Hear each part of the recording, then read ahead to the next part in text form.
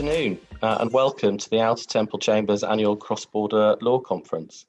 Move on to Griffiths and TUI, which I won't talk about for too long because I'll leave it to the experts to discuss. But obviously a crucial decision in the world of illness claims, but potentially with repercussions for other sorts of litigation as well. So I shall let you take it away. Thanks, Dan. As Dan said, we're talking about Griffiths and TUI today and the effects that it's had in illness claims, but also potentially far beyond in terms of expert evidence. In terms of structure for the talk, I'm going to be going through the facts of the case, the first instance decision, the decision on appeal, and then Ian is going to take you through the potential consequences of the judgment and also some criticisms and analysis of the decision. And we're very much looking forward to that. And I'm going to hold my tongue about the decision as I take you through it, so that's all for Ian. So I'm now going to start sharing my screen so that you can all see my slides. So just bear with me one moment.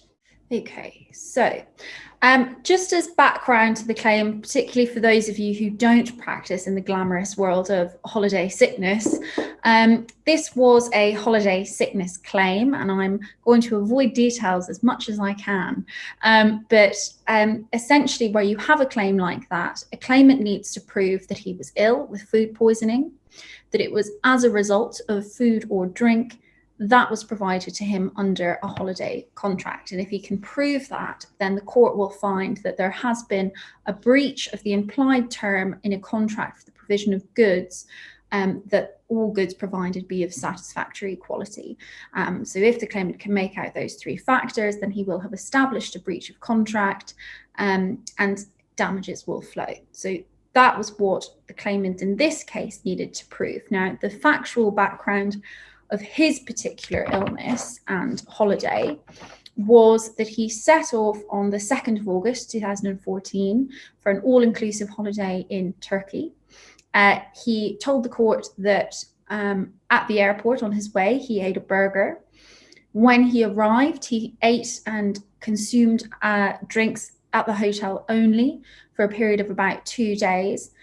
Then on the 4th of August, he started to feel unwell and have symptoms of food poisoning. Those symptoms started to improve. And on the 7th of August, he went into the pharmacy in the local town with his family to get some medication to deal with sort of the ongoing symptoms that he was suffering from. And whilst he was in the town, he had a meal there, although he said, my appetite was quite low because of how I was feeling, so I didn't eat that much. And obviously in any holiday illness claim, the question is going to be, what did you eat? When did you eat it? Where did you eat it? So these two meals were the two that were not consumed on the hotel grounds.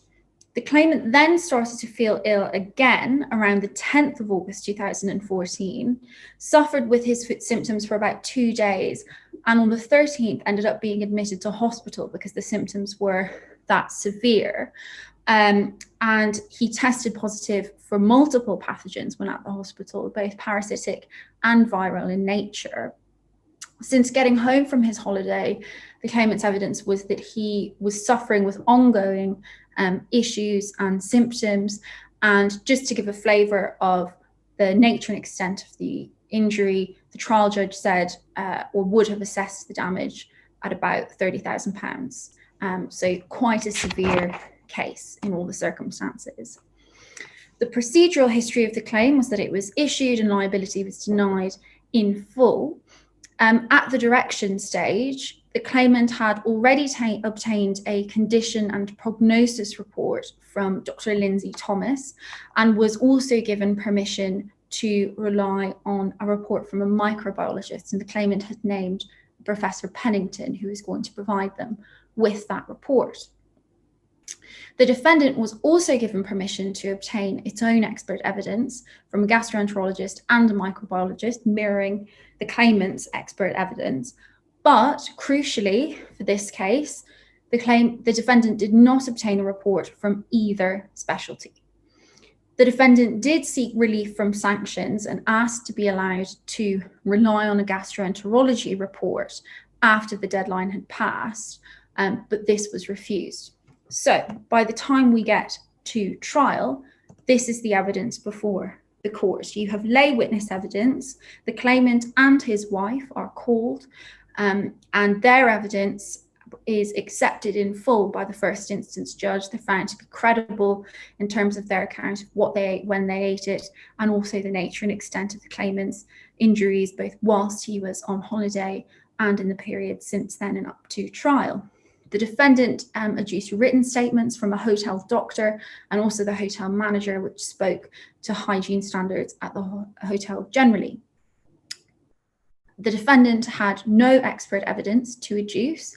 The claimant relied on its 2 expert reports, and Professor Pennington's report on causation had the following conclusion: that on the balance of probabilities, the claimant had acquired his illnesses following the consumption of contaminated food or fluid at the hotel. The court also had sight of Part 35 questions that had been put to Professor Pennington and answered by him. And Professor Pennington had not been called for cross-examination, was therefore not cross-examined. So that was the evidence that the judge had before her. And the judge at first instance was Her Honour Judge Truman. And she was taken by the defendant counsel through a variety of criticisms of Professor Pennington's report. It was the defendant's submission that the report was insufficient to establish causation because it lacked sufficient reasoning, clarity, logic to satisfy her need to be able to endorse the conclusions that it reached. And I'm going to go through all of those criticisms now, though hopefully quite briefly. The first thing to note, which is observed upon in paragraph 11, is that the report of Professor Pennington was very short. It was capable of being reproduced in full in the judgment, covering, I think, just under 2 pages. And it was described as minimalist by the trial judge, which I think is fair looking at the report. In terms of other issues that Her Honour Judge Truman identified in the report, she said that Professor Pennington had observed that both a number of pathogens had been identified when the claimant went to the hospital, and that the sequence of his symptoms were that he got ill, appeared to recover slightly, and got ill again. And on that basis, Professor Pennington said, I couldn't exclude the possibility of there being 2 separate infections, but then he didn't say anything beyond that. He didn't use that information to say why he believed there in fact had only been 1 infection. He didn't explain why, if the second infection might have occurred after the meal on the 7th of August, it couldn't be ruled out that it was that meal that was the cause. He was simply silent on that issue. Her Honour Judge Truman also stated that there was a lack of reasoning when it came to the incubation periods that Professor Pennington identified. The incubation period being the time between ingesting or consuming a pathogen and showing symptoms, because Professor Pennington had said that Giardia, for example, had an incubation period of up to 14 days, which would mean that it's possible that food consumed before the holiday, certainly the meal at the airport, could have been the cause of the claimant's illness. And Professor Pennington, though identifying the incubation period, did not comment on why. In light of that, he still felt that it was the hotel food that had caused the illness. She noted that there had been no specific mention in the report of either of the instances of food or drink being consumed outside the hotel in terms of the meal at the airport, and indeed any meals that had been consumed prior to travel at all within that incubation period. And also in particular, the meal that was eaten on the 7th of August in town. She noted that Professor Pennington did not comment on possible breaches in health and hygiene procedures at the hotel, even though the defendant had provided Professor Pennington with the hotel's hygiene records and asked for a comment. she observed at paragraph 20 that Professor Pennington had said a viral cause is much less likely in a case like this where the claimant isn't vomiting, but it was also observed in the report that the claimant had 2 viruses present when he was tested in hospital. And so she said that she was surprised, or would have expected Professor Pennington to say why those viruses could be found if he didn't think it was likely a viral cause that caused the particular symptoms in issue. She noted that although the defendant had raised a number of possible means of transmission other than food or drink, so pool water, transmission through the air, and so on and so forth, Professor Pennington had not addressed any of those potential alternatives for transmission. And finally, that he had failed to respond to a Part 35 question, which asked him to identify whether his opinion sat within a range of opinion and what that range of opinion was. So taking all of those criticisms into account, Her Honour Judge Truman said that she was not satisfied that Professor Pennington's report showed that on the balance of probabilities, the claimant's illness was caused by ingesting contaminated food or drink supplied at the hotel. And she made here on the screen that the second paragraph, the strong statement that the court is not a rubber stamp just to accept what someone has said, whether they be an expert or a lay witness. She said, when causation is clearly an issue, I do consider it incumbent on the medical experts to provide some reasoning with their conclusions. So that was the first instance decision, claim dismissed on the basis that causation had not been proved. The claimant appealed this decision, and the issue on appeal that Ian and I are concerned with in our talk today is what is the correct approach to what is called uncontroverted expert evidence. Now, this uncontroverted word was not in my legal vocabulary before this judgment, but I think is in everyone's now. And so we'll look a little bit about what that means. But essentially, the question was, could Her Honour Judge Truman approach an assessment of Professor Pennington's report in the way that she had, rejecting it on the basis that she didn't accept the reasoning or the conclusions within it? Or was the fact that really all she had was that report enough to say she should have just accepted it?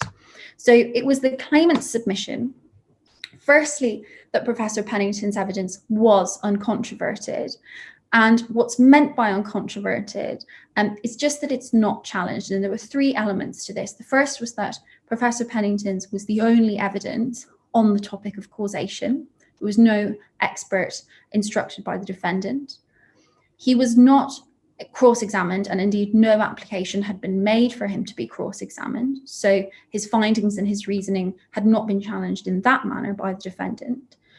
And also the factual basis of his report, which was, of course, the claimant's account of what he ate, how he became ill, and what he was eating at the hotel, had not been undermined in the course of defendant counsel's cross-examination of the claimant, because, as we heard earlier, the first instance judge found that the claimant's evidence should be accepted in full. He was a credible witness.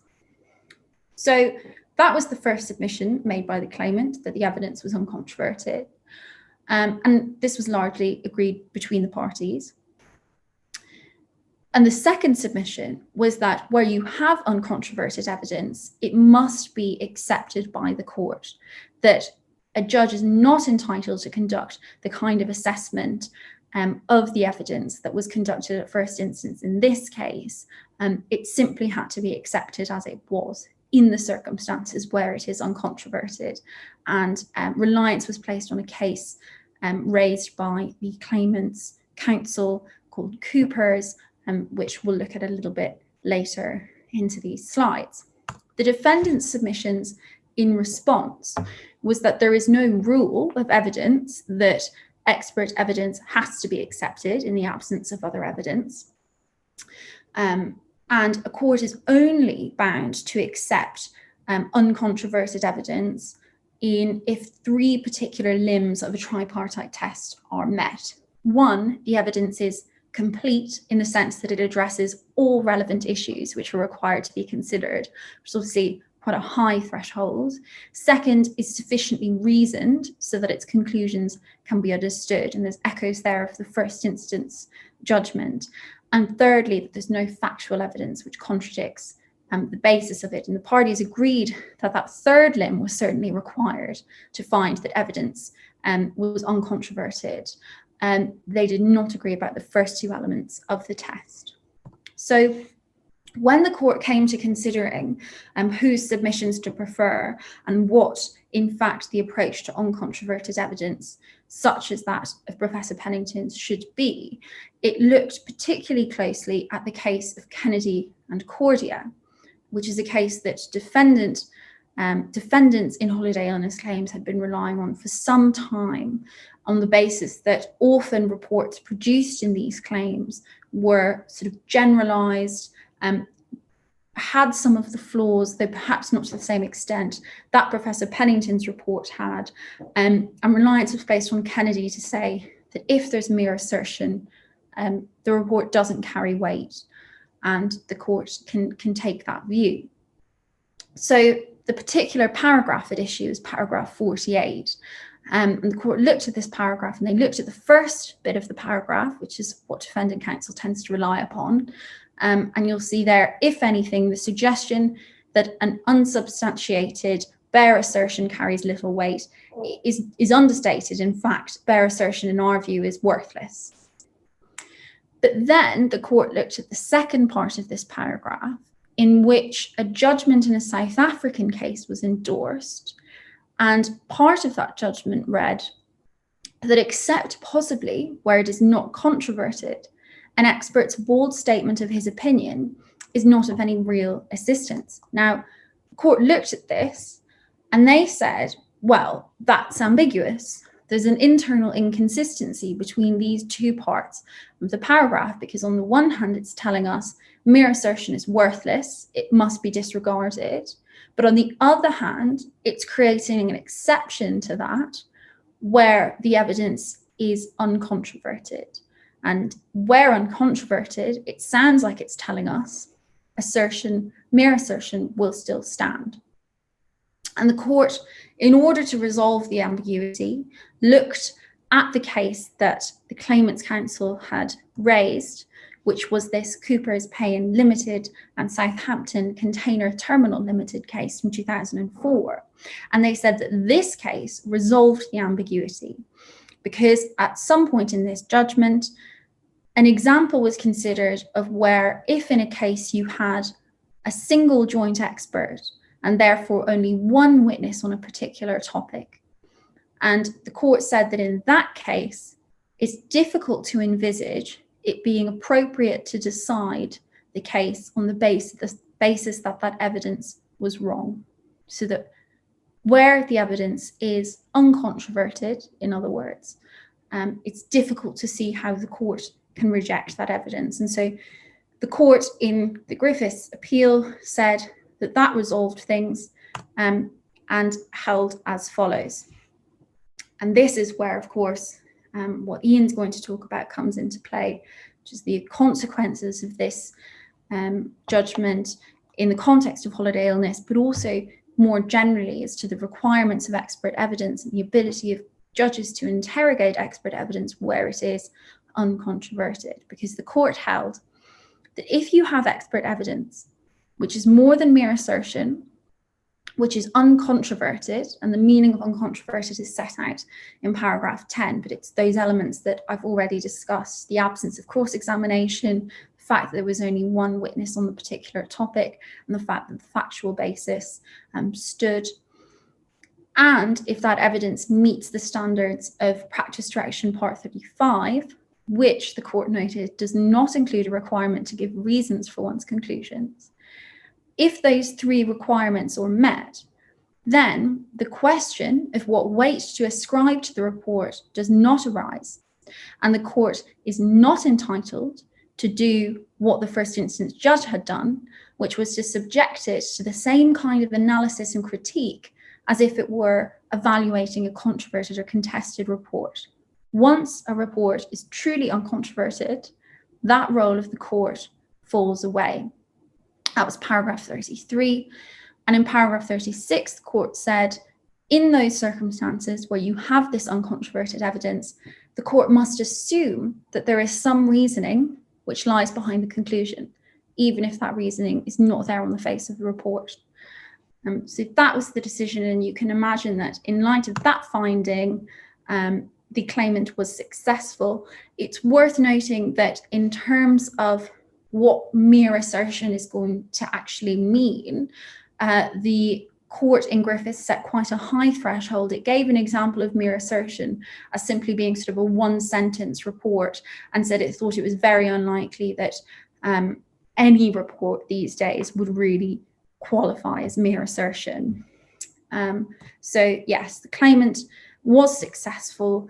The judge at first instance was not entitled to reject Professor Pennington's report, so causation had been established. And that was regardless of what the court in Griffiths was very happy to say were quite significant, strong criticisms of the report. Indeed, at paragraph 38, they would describe the report as having serious deficiencies. So that was all acknowledged, that there were these issues with the report, but the view was that because it was uncontroverted, the first instance judge was bound to accept its conclusions, and the claimant should have succeeded.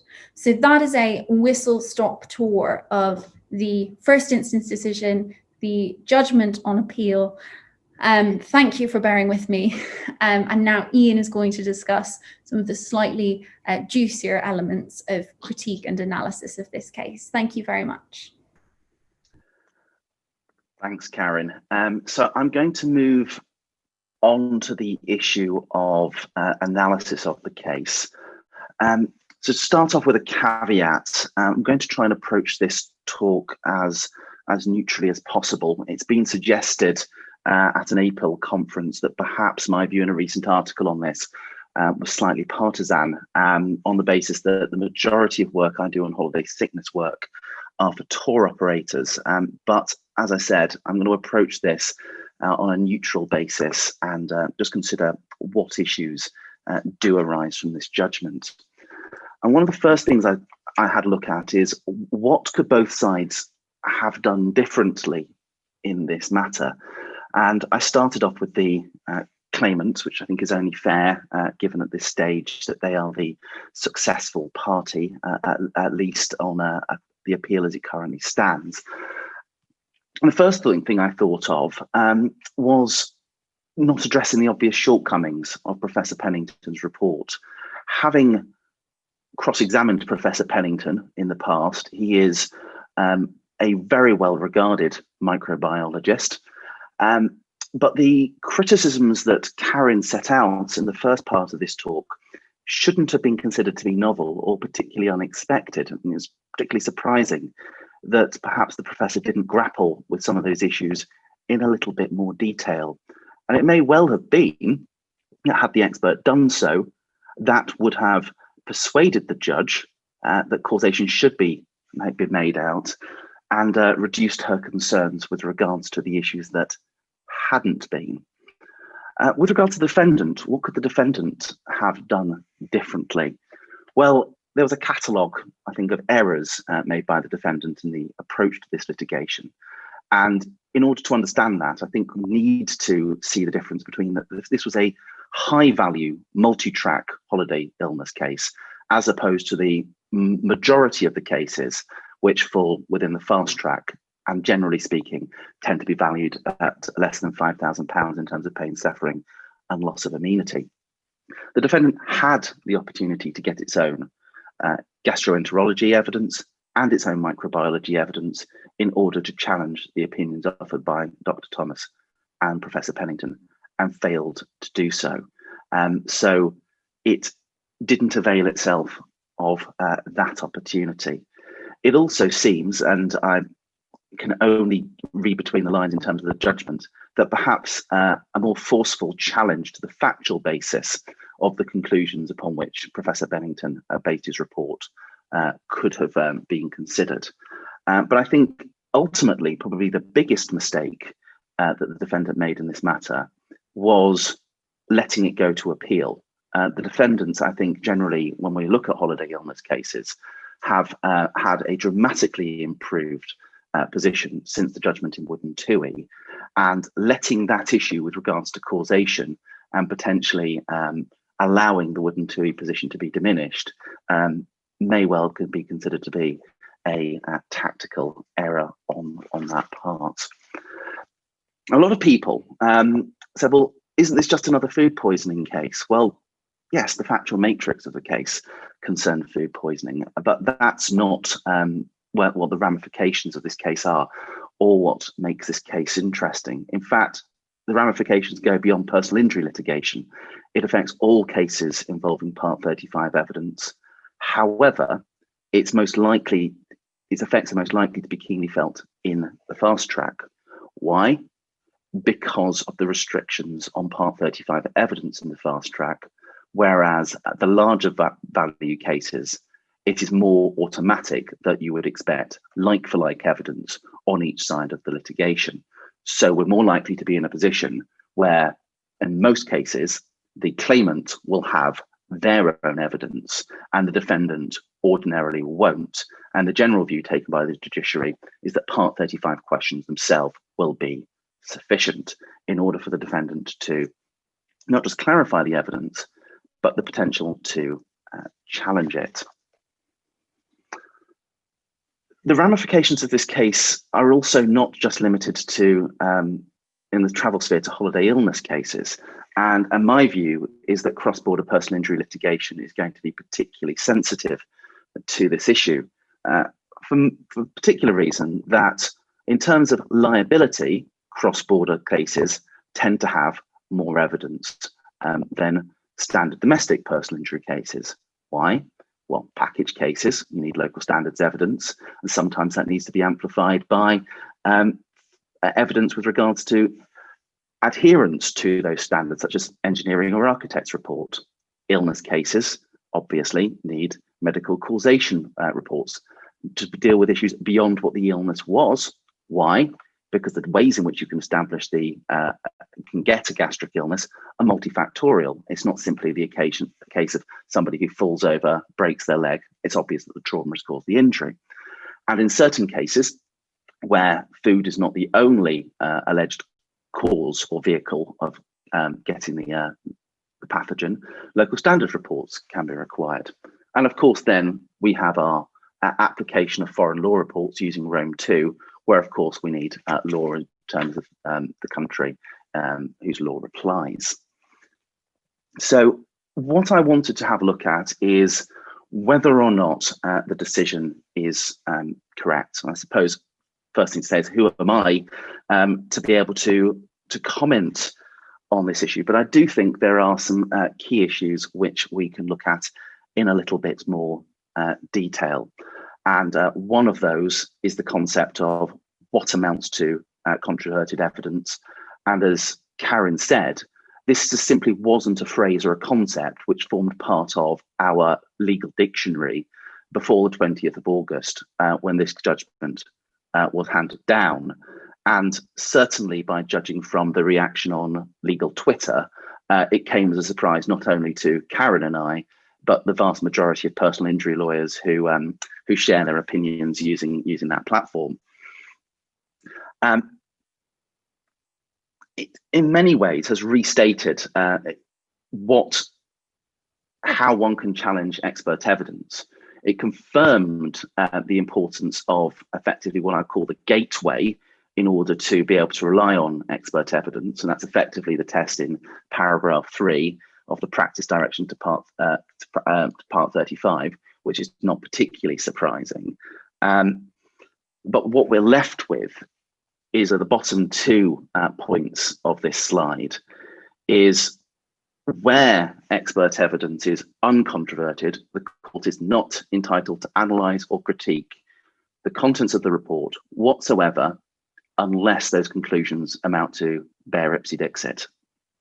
Where it is fully controverted, controverted. Full scrutiny can take part. But what is unclear from paragraph 10 is whether or not there's going to be shades of grey in between with regards to what amounts to controverting the expert report, and what will be the situation if, for example, the court considers that some parts have been controverted, but some parts haven't, and there's still an element of uncertainty there. We know from what Carin has gone through that the test for whether or not expert evidence has been controverted is based on whether or not there has, first of all, been positive evidence to challenge the report. So that's either going to be, on the assumption we've got a claimant who's got the single expert evidence, witness evidence to undermine the factual basis, documentary evidence to undermine the factual basis, or the defendant obtaining their own report to, in fact, controvert the opinions. The second is evidence to undermine the factual basis, and the third is to cross-examine the expert.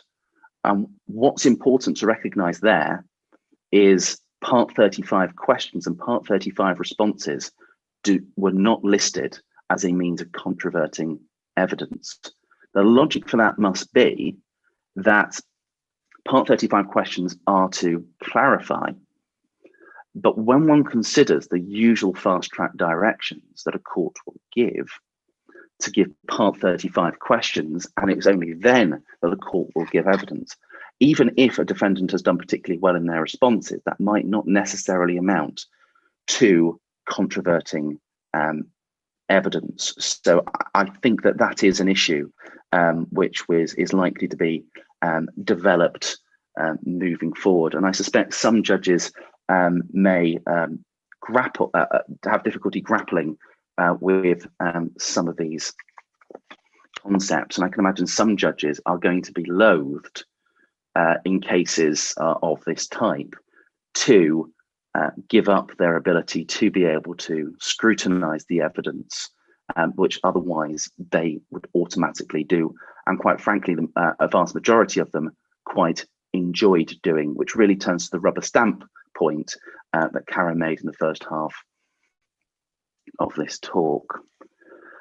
Now, one of the key issues in this matter, with how the judge came to his opinion, was considering the case of Kennedy and Cordia and the case of Cooper's Pion. And as Carin said, Kennedy and Cordia is a very useful tool in a lawyer's toolkit, no matter which side you're on, in order to indicate the need and the importance for the expert to set out the rationale in support of their conclusions. And effectively, that's because the view was that the court should consider the reasoning, and if the court is not satisfied with regards to the reasoning, it should be able to place less weight.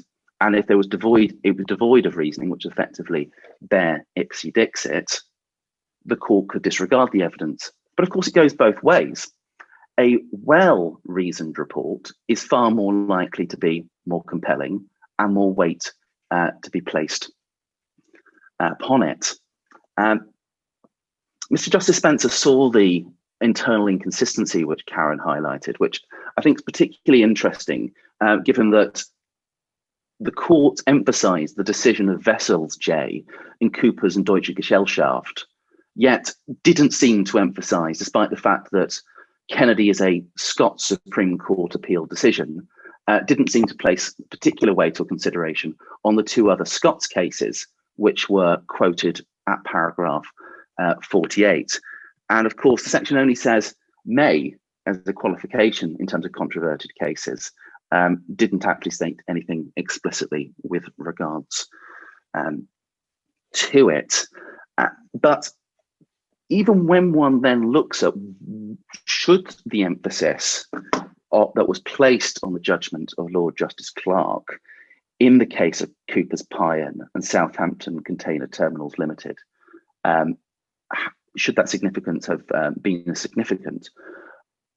I'm concerned that perhaps it ought not to have been, because whereas Griffiths is a case with a single joint expert nominated by the claimant and relied upon solely by the claimant, the case of Cooper's involves a case with a jointly instructed expert, whereby both parties were responsible for the instruction of that expert. And there's a material difference with regard to that. In that situation, in the absence of that expert being appointed by the court, both parties have input into the choice of that expert, the instruction of that expert, what the expert should see. And it was said in Cooper's that it should be an exceptional situation where the court, where there's a reasoned report, a non-exit report, should depart from it.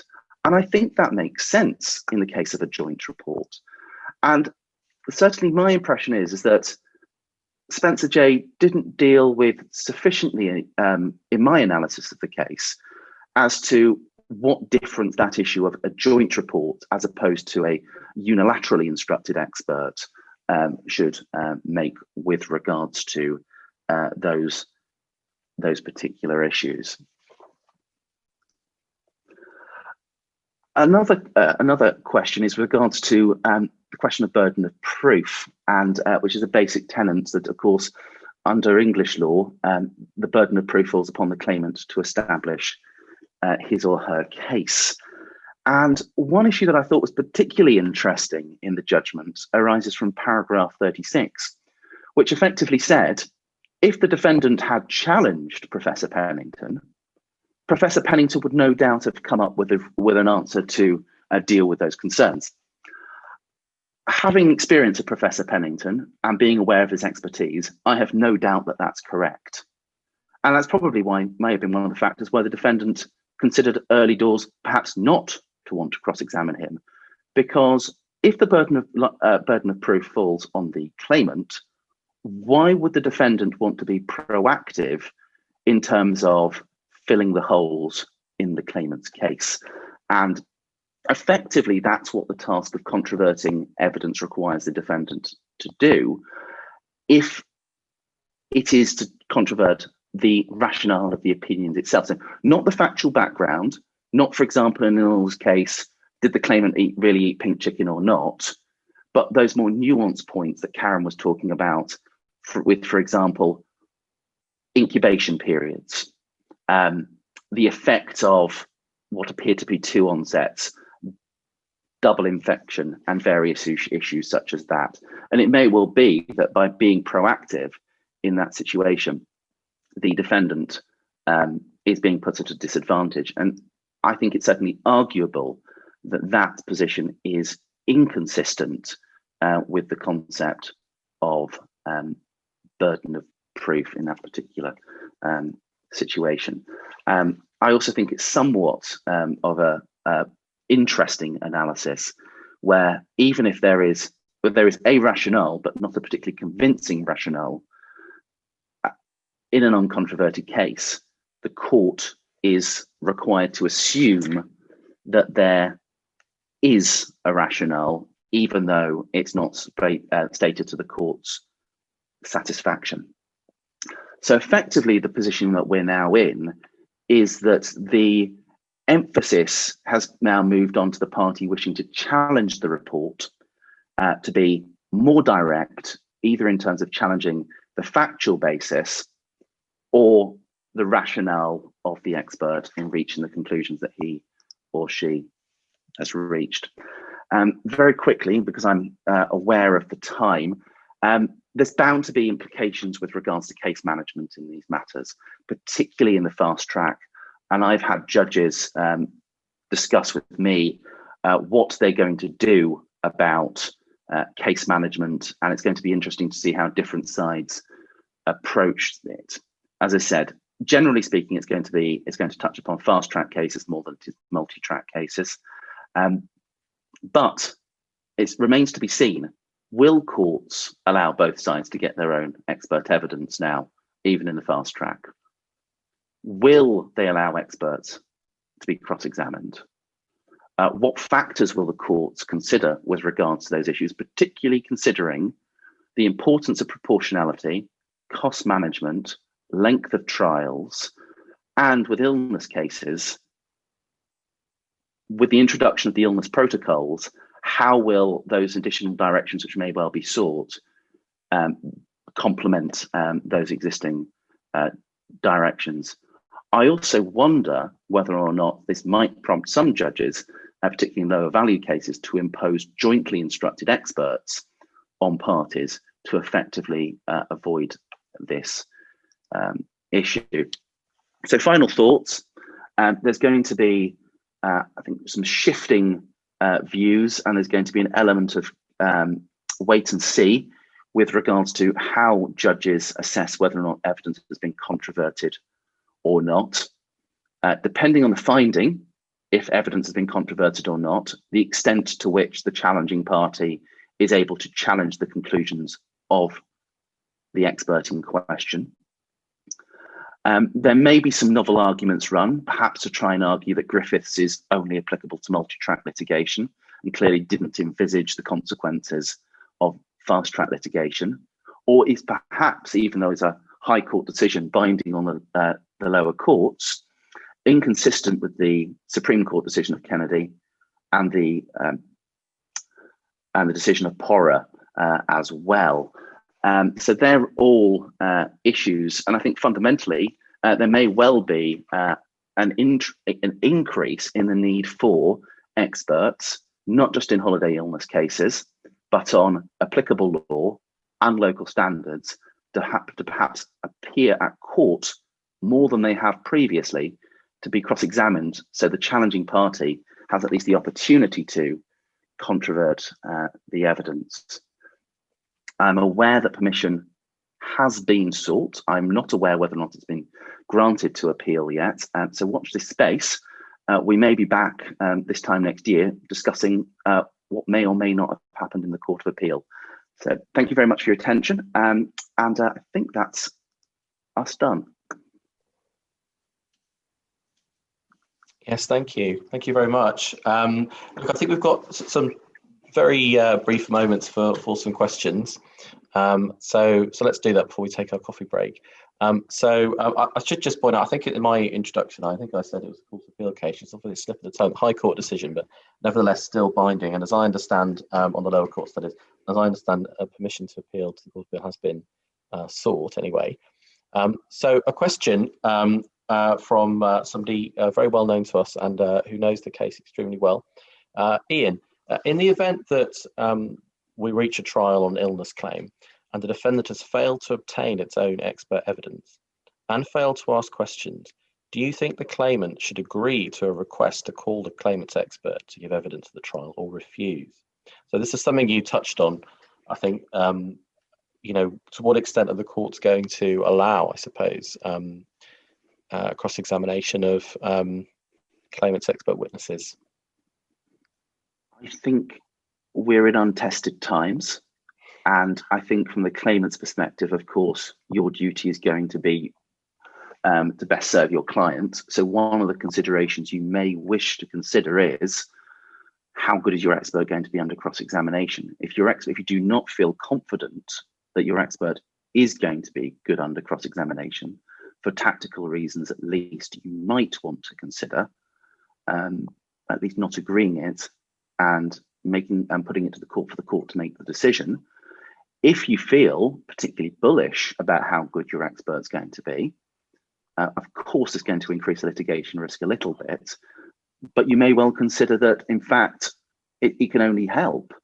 But I think ultimately the decision is there's going to be a certain testing of the waters, and it may well be that after a while it is either going to become automatic that the courts are requiring experts to give evidence, but I think it will depend on the particular expert and maybe the particular case. Yeah. Okay. There's so many interesting questions that come out of this judgment, and I could sort of, I've got lots of questions to put to you, but I don't want to start anything too many hairs running. But let me just try this one on you. Do you think that there's a distinction drawn in the judgment between quantitative and qualitative food illness cases. Yeah, Carin and I intentionally skipped this. Yeah. Okay. Well, as part of the but there is, but I think the quick and easy answer to it is with the greatest respect. I think by using the word quantitative and qualitative, it made the very obvious sound a little bit more clever than it was. I think there was always going to be the position that the Wood type cases where you're saying loads and loads and loads of people got ill, ergo there must have been a problem, were that was the reason why you got the dicta in Wood that you did. But if you're just going to run a case as a quantitative case, you're going to run into trouble, because effectively what was being suggested in that situation is that you weren't relying upon expert evidence, which you would to some degree anyway. So I don't really think that there's a particular bombshell in terms of significance there. I think it stated what was effectively the obvious. Okay. I mean, I'm not raising this as a question for you to answer, but it would be interesting for the EU lawyers who are watching and listening. Might want to chip in on this and what they think of it, because I know in some EU jurisdictions the courts adopt an inquisitorial process and they appoint an expert, and all this sort of jockeying and these arguments about burden of proof and so on and procedure might I imagine seem really bizarre to lawyers in France, for example, or other EU countries. So anyway, if you have any comments on that, EU lawyers, let us know in the chat box.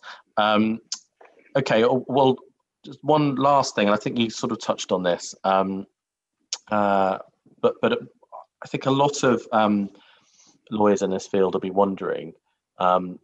You've got the sort of very common shape of a illness trial, or you used to, which was especially on the fast track. So the claimant would have their expert evidence. The defendant wouldn't have any. They might ask some Part 35 questions, but generally inconclusively. But the claimant would be cross-examined pretty robustly at trial about where they ate, what the hygiene problems were that they actually saw. Did they see them? Did they not really see them? That kind of thing. Is there anything in the judgment that would prevent that kind of trial happening now? You know, the defendant effectively seeking to say, well, you've got this expert's report that's helpful on causation, but I'm going to sort of kick away the stool from underneath it by saying that the factual bases are unsound. Is there anything that would stop that happening? I think even more so, it increases the emphasis on doing that, because if you can establish that the factual basis upon which the expert reached his or her opinions is inaccurate, say the claimant is not credible, or say that the concerns about the hotel have been exaggerated, and that's the basis upon which the expert has come to the conclusions that it was probably food as opposed to something else. Absolutely. I think what the interesting issue will be is, even if you do that, to what extent the court then interprets what is said in the report as to, does that make a material difference or not? But I think if there is a large degree, the credibility arguments and that sort of foundation of the case is just as important as it was before. I think that where it's going to be different now is in the situation where the judge will say, the claimant was definitely ill. The claimant was maybe some concerned about a few things, but I don't think they were that important. And then you've got a reasonably well or okay reasoned report. And the days where you'll be able to stand up in court, as I often do, and counsel for the defendant in Griffiths did in first instance, and just pick apart the report, that's where it's going to become more difficult now. Yeah, okay. Well, that's incredibly helpful talk, both of you. Thank you very much. So we have slightly overrun, but not by a huge amount. So we were due to take our coffee break about 6 or 7 minutes ago. So we're still going to take a coffee break, 5-minute coffee break only. And then we'll return with Chris Deacon from Stewart's Law.